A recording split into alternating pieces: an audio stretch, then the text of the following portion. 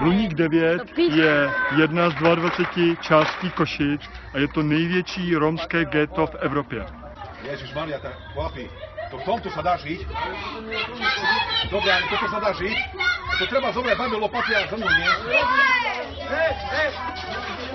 No a to... To sa musí dať roku. A ja zariadím, pán, že pôjde. Mačky. Tady hází.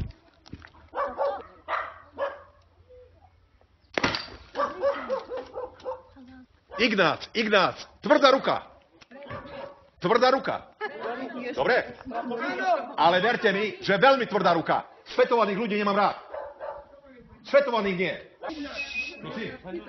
Ako? 07! 009! Počkaj, nekričte raz. No pýtaj. Fakt by som, veľmi by som kritizoval a veľmi by som aj kričal na ľudí, ktorí vyhadzujú smetie vonku.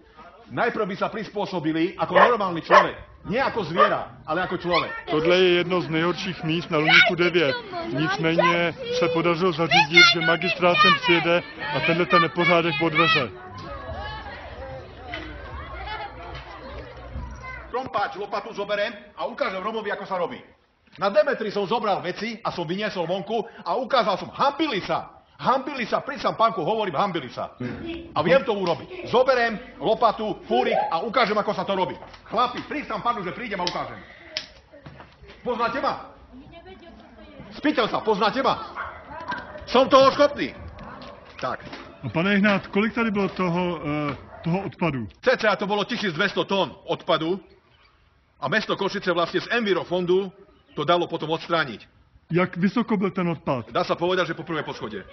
Tu, jak sa pozeráte teraz, tak po prvé poschodie bol ten odpad. Plno potkanov, plno hlodavcov, plno špiny, plno potenciálnych chorôb a jednoducho toto sa riešiť musí. My sme chceli pracovať. Ja som pracoval v železárni. Robil som mesiac. Kdy ste naposledy měl práci? Naposledy som mal 2010. 2010. A to som 5 let pracoval... nepracujete? Ne, dotedy nič.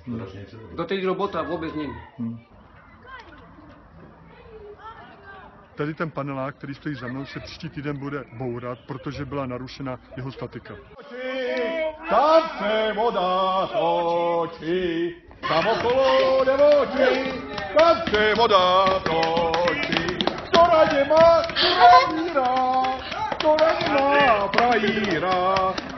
nemá frajíra, ta naj do nej skočí.